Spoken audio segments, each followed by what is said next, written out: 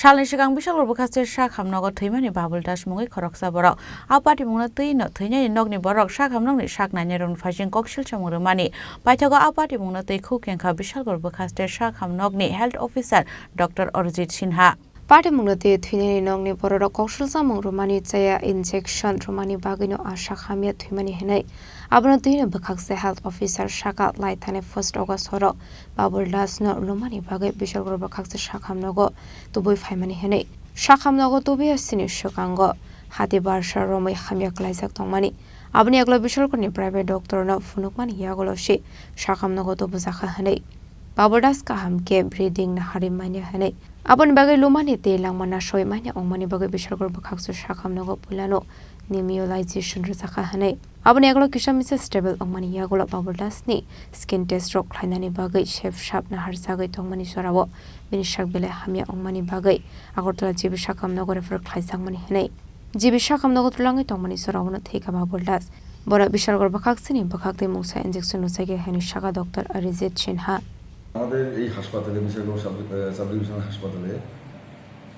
একটা মর্মান্তিক ঘটনা অবশ্যই ঘটেছে সেটা হচ্ছে একটা পেশেন্ট এখানে আসার পরে চিকিৎসা শুরু করার খুব বিশেষ সময় পাওয়া যায়নি এবং তার মৃত্যু হয় এখানে একটা খুব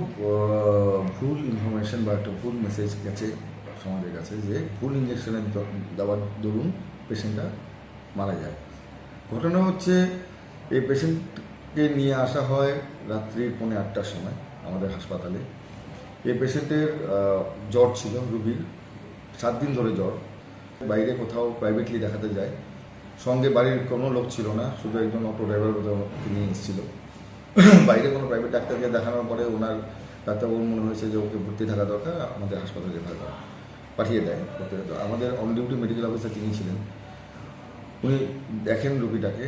ওর 7 দিন ধরে জ্বর ছিল তখনও জ্বর ছিল তার বুকের নিচ দিকে এবং ওপর পেট মিলে একটা ব্যথা ছিল আর সবচেয়ে বড় কথা তার শ্বাসকষ্ট ছিল তো সেটা দেখার সঙ্গে সঙ্গে ডাক্তারবাবু ওকে আগে ভর্তি করে তাকে উপরে পাঠায় ইনডোরে তাকে নেবুলাইজ করা হয় তো নেবুলাইজেশন আপনারা জানেন শ্বাসকষ্ট রোগীদেরকে আমরা নেবুলাইজেশন দিই ধোঁয়া দেওয়া হয় তো সেই ধোঁয়ায় ব্যবহার করা হয় যে ওষুধ সেটা ছোট ছোট প্লাস্টিকের অ্যাম্পুলের মধ্যে আসে তো আমি কালকে দেখেছি বাইকটা যেটা আমাদের ওই দুটোকে ইনজেকশন বলে বলা হয়েছে সত্যি কথা বলতে যারা এগুলি আগে দেখেছেন বা ব্যবহার হয়েছে নিজেদের বাড়ির কারোর জন্য তারা বুঝবেন যে নেবুলাইজেশন যেটা আমরা ইউজ করি রেসপিউজ বলা হয় এগুলি প্লাস্টিকের অ্যাম্পুলের মধ্যে আসে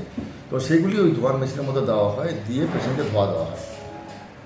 তো ওইটা নেবুলাইজ করা হয় যেটা করলে পরে 10-15 মিনিট নেবুলাইজ করলে পরে পেশেন্ট রিলিফ পায় তো সেটাই ওকে করা হয়েছিল করার পরে সে কিছুটা রিলিফ পাওয়ার পরে যেহেতু জ্বর আছে ডাক্তারবাবু অ্যান্টিবায়োটিক ট্রাইকোমোল একটা অ্যান্টিবায়োটিক আছে সেটা প্রেসক্রাইব করেছিলেন তো সেটা এনে সিস্টার আমরা কোনো অ্যান্টিবায়োটিক স্কিন টেস্ট না করে দিই না তো ন্যাচারালি সিস্টার স্কিন টেস্ট করার জন্য অ্যান্টিবায়োটিক নিয়ে তার হাতে চামড়ার তলায় অল্প আমরা দিই 0.5 ml মতো দিয়ে 15-20 মিনিট ওয়েট করি যদি কোনো সমস্যা না হয় তখন আমরা এটা ইনজেক্ট করি তো স্কিন টেস্ট অবধি করা হয়েছিল নেবুলাইজ করার পরে পেশেন্টের কিছুটা স্বস্তি হয় হলেও পেশেন্ট পুরোপুরি রিলিফ পায়নি তো যাই হোক তাও স্কিন টেস্ট করার পরে আস্তে আস্তে পেশেন্ট এমনিতেও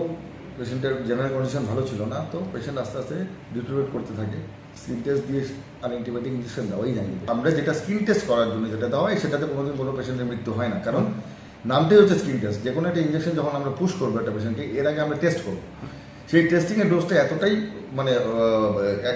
এতটাই স্বল্প পরিমাণ থাকে যেটা আমাদের মৃত্যুর কারণ তো না কোনো রকম সিরিয়াস কোনো সাইড এফেক্ট করে না মিনিমাম সাইড এফেক্ট বা সিমটম কিন্তু চুলকুনি এরকম হলে আমরা তখন বুঝি যে এটা দেওয়া যাবে না এর জন্য এটাকে স্কিন টেস্ট করা বলা হয় এবং সেটার ডোজটা এইভাবেই নির্ধারণ করা আছে যেটা পেশেন্টের কোনো বিশেষ ক্ষতি করবে না তো ওইটাই করা হয়েছিল কিন্তু দেখা গেল যে কাকতালীয়ভাবে তখনই পেশেন্টটা ডিটোরিয়েট করার কথা ছিল এবং স্কিন টেস্ট ইনজেকশনটা দিয়ে সিস্টার ভেতরে যেতে পেশেন্ট গ্যাসপিংয়ের একটা মোডে চলে আসে কারণ সব কিছু মিলে মনে হচ্ছিল এই পেশেন্টটা হয়তো হার্টজনিত বা জনিত কোনো প্রবলেম কিন্তু পরীক্ষা নিরীক্ষা আমরা সময় কিছু পাইনি আগে তো পেশেন্টটাকে স্টেবিলাইজ করে তাপ দেবো তো যাই হোক পেশেন্টের এরকম সিরিয়াস কন্ডিশন থেকে ডাক্তারবাবুকে ইমিডিয়েট রেফার করে এবং তাকে অক্সিজেনের উপরে রাখা হয় পেশেন্টকে অ্যাম্বুলেন্স তড়িঘড়ি আনা হয় আমাদের অ্যাম্বুলেন্স সবসময় থাকে স্ট্যান্ড বাই অ্যাম্বুলেন্স এনে পার্ক করার সঙ্গে সঙ্গে পেশেন্টকে এখান থেকে নামিয়ে দেওয়া হয় এবং অ্যাম্বুলেন্সে তোলার জন্য রেডি করতে পেশেন্ট এক্সপায়ার করে যায় বিশাল করে নিশ্চিত জীবনী কক্থুম চিনি খরাং